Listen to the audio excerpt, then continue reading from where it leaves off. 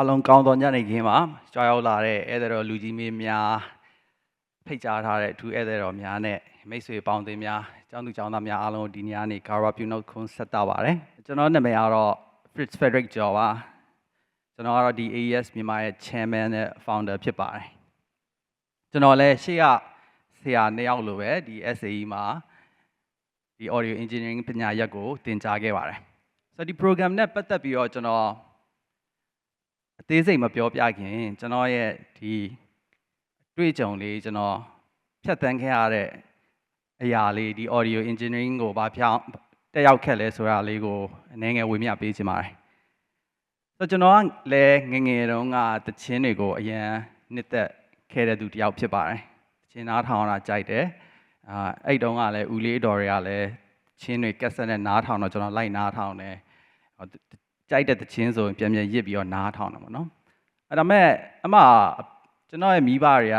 โอเคအဲ့ဆိုရင် piano တီးတင် piano တီးတယ်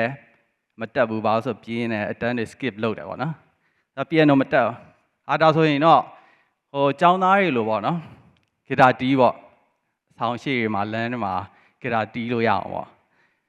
ဟုတ်ပြီအဲ့ဒါနဲ့ကျွန်တော်ဂီတာတီးတင်တယ်ဂီတာကကြိုးရအရင်ညစ်အောင်လက်အသမားတွေတက်လာအဲ့လည်းမတက်ဘူးဆိုတော့ music တော့ကြိုက်တယ်တခြင်းတော့ကြိုက်တယ်ဒါပေမဲ့ကျွန်တော်ကဒီ instrument တွေမှာ10နဲ့လည်းမပါဘူးပြီးတော့ဟိုအရင်ကြီးလည်းမတက်မြောက်ခဲ့ဘောနော်ဟုတ်ပြီအဲ့ဆိုတခြင်းဆိုအတန်မတက်ကျွန်တော်ကအရင်ဟိုမျောလင်းချက်မဲ့တယ်လို့ဖြစ်နေတယ်ဒါပေမဲ့ကျွန်တော်ဒါဟောပဲလုပ်ချင်တယ်ကျွန်တော်ဘယ်လိုလုပ်ရမလဲအဲ့လိုမျိုးပေါ့နော်ဆိုတော့အခွင့်အရေးရှိလာခဲ့ပါတယ်ဆိုတော့ဒီခုနကဒီဆရာ KGK ကိုပြောဒီ SAE ကရန်ကုန်မှာလာဖွင့်တယ်အဲ့တော့ first batch ဖွင့်တော့ကျွန်တော်မျိုးပြရတယ်တက်ချင်တယ်ပေါ့နော်ဒါပေမဲ့အဲ့တုန်းကလည်းအဲ့ဒီ SAE ကဗမာပြည်အနေထားနဲ့ဆိုကျောင်းလာကနည်းနည်းကြီးတဲ့ဟာပေါ့နော်အဲ့တော့ကျွန်တော်အမေကပြောတယ်โอเคနေဒါကိုဘယ်လိုလုပ်တက်မှာလဲနေ piano လည်းမတီးခိုင်းတာလည်းမတက်ဘူးဂီတာလည်းမတက်ဘူးအတန်လည်းမတက်ဘူးပေါ့နော်ဆိုတော့ဒါမဖြစ်နိုင်ဘူးပေါ့အဲ့တော့ကျွန်တော်ကဟို presentation တွေလုပ်ရတာပေါ့ဆိုတော့အဲ့မတိုင်ခင်နေတင်တန်းအတူလေးပဲသွားတက်ပေါ့နော်ဆိုတော့ကျွန်တော်အမှ youth computer မှာကျွန်တော်အဲ့ music production အရင်သွားတက်တယ်ဆိုတော့ကျွန်တော်အမှတိလာတယ် okay ဒီ computer တွေနဲ့ music လုပ်လာတော့ငါရနိုင်တယ်ပေါ့နော်ဟုတ်ပြီဆိုတော့ကျွန်တော်အမှအိမ်က computer ဝယ်တယ်ပြီးတော့ကျွန်တော်ဘယ်လောက်လောက်တက်လဲဆိုတာကိုကျွန်တော်အမေကိုပြတယ်အေးဟုတ်ပြီအဲ့ဆိုတက်ပေါ့နော်ဒါပေမဲ့ကျွန်တော်အများကြီးစုံစမ်းခဲ့ရဒီ SAE ကဟိုခိုင်မာမှုရှိတဲ့အကြောင်းလား further study ရောဆက်သွားလို့ရလားသို့မဟုတ်ရိုးရိုးပဲလားစသည်ဖြင့်ပေါ့နော်အဲ့တုန်းကဆိုရင်တခြား tips တွေ tricks တွေလည်းအများကြီးရှိရဲကျွန်တော်ဒီ American Center မှာသွားပြီးတော့စာအုပ်တွေဖတ်ရတယ်ဒီကျောင်း website တွေဆိုရင်အနောက်မှာ .edu ပါမှ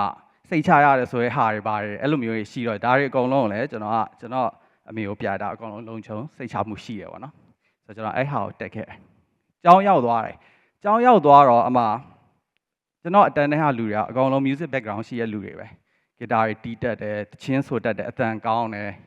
မျိုးစုံလုပ်နိုင်တယ်ပေါ့နော်ဆိုတော့အဲ့မှာကျွန်တော်ကတော်တော်ရုန်းကန်ရတယ်ဒါပေမဲ့ကျွန်တော်စဉ်းစားကြည့်တယ် okay သူတို့က talent ရှိတယ်ဒါပေမဲ့ဒီဟာကတော့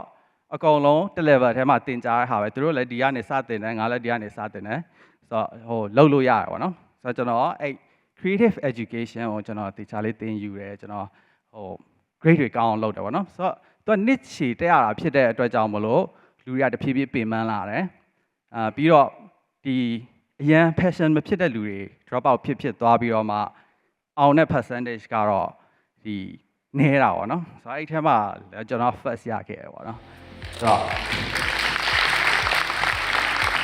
အဲ့ကနေစလာပါတယ်ပေါ့နော်ဆိုတော့ကျွန်တော်အဲ့ဟာပြီးတော့ okay အလုပ်ဝင်မယ်ဆိုတော့အလုပ်မရှိဘူး audio engineer ဆိုတာဘာမှန်းတော့ဘယ်သူမှမသိဘူးဆိုတော့အဲ့အလုပ်ကဘယ်မှာသွားရှိမှာလဲဒီမှာဟုတ်ပြီအဲ့နဲ့ဘောလုံးကနည်းနည်းပပကန်တက်တယ်ဘာညာလို့တော့သတင်းစာထဲမှာဒီဘောလုံး presenter ခေါ်တာတွေ့တယ် presenter ခေါ်တော့ဟုတ်ပြီရှောက်မယ်ပေါ့နော်ဒါပေမဲ့ तू ကရုပ်သံမှာ presenter ခေါ်တာ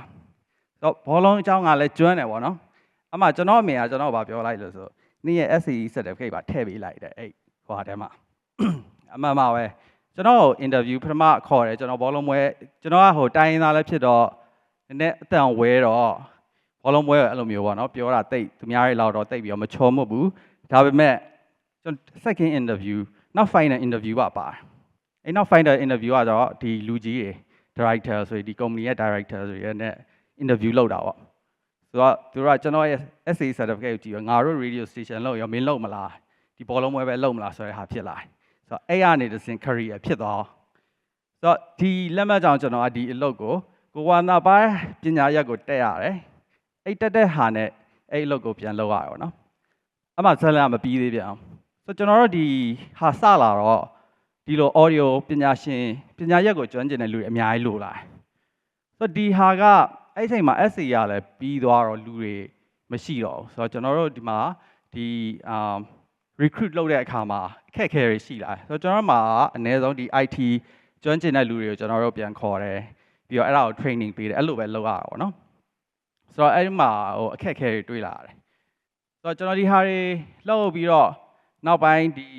ရုပ်သံမှာလည်းကျွန်တော်10နှစ်ကျော်လောက်လုပ်ခဲ့ပြီးတော့မှဒီဘက်ကိုဆက်မလုပ်တော့တဲ့အချိန်မှာကျွန်တော်စဉ်းစားတယ်ဆိုတော့ကျွန်တော်လိုလူငယ်တွေလည်းအများကြီးရှိကောင်းရှိနိုင်တယ်လူတိုင်းကဒီကိုလှုပ်ချင်တဲ့ဟာထက်ပေါ့နော်ကိုဝါသနာပါတဲ့ဟာကိုရွေးချင်တဲ့ကဏ္ဍလည်းရှိမယ်ဆိုတော့ကျွန်တော်စဉ်းစားကြည့်ရကျွန်တော်လိုလူမျိုးတွေကျွန်တော်တို့ကလည်းအဲ့လိုမျိုးဒီအမှုပညာအတိုင်းဝိုင်းမရှိတဲ့အတွက်ကြောင့်မလို့ဒီဂီတတွေဒီရုပ်သံတွေရုပ်ရှင်တွေမလုပ်ရဘူးဆိုရင်ဘယ်လိုလုပ်မလဲပေါ့နော်ဆိုတော့ဒီလို platform လေးရှိလာရင်ဒီကနေတစ်ဆင့်သူတို့ရဲ့ဒီဖန်တီးမှုတွေကိုကျွန်တော်တို့မြင်လာမယ်လို့ကျွန်တော်ယုံကြည်တယ်နောက်ပြီးတော့အခုနောက်လိုမျိုးဒီလုပ်ငန်းခွင်တွေမှာလည်းဒီလိုပညာရှင်တွေလိုအပ်တဲ့အခါမှာဒီလိုလူမျိုးတွေအများကြီးမွေးထုတ်နိုင်မယ်လို့ကျွန်တော်ယုံကြည်လာပါတော့เนาะဆိုတော့ကျွန်တော်အဲ့လိုမျိုးစဉ်းစားပြီးတော့ကျွန်တော်ခုနဆရာမျိုးကျော်တို့နဲ့ပေါင်းပြီးတော့ကျွန်တော်ဒီ SCE sorry ဒီ AES လေးကိုစတင်ထူထောင်ခဲ့ပါတယ်ကျွန်တော်2016ကစတင်ထူထောင်နေ2019မှာ diploma ကိုဖွင့်တယ်ဒီနေ့မှာတော့ကျွန်တော်တို့ဒီ bachelor first year ကိုစပြီးတော့ launching လုပ်တာဖြစ်ပါတယ်